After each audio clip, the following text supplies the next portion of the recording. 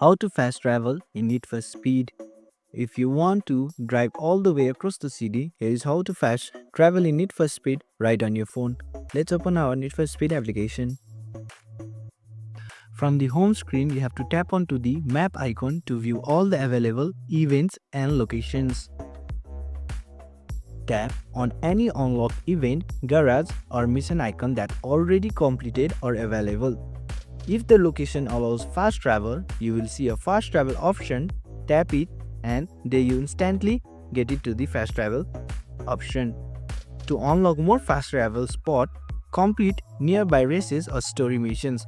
This will open up new shortcuts. And that's how you fast travel in Need for Speed on your phone. Thanks for watching. If you found this helpful, give it a thumbs up and consider subscribing for more tutorials. Drop a comment if you have questions or suggestions for future videos. And don't forget to check out our playlist. See you in the next one.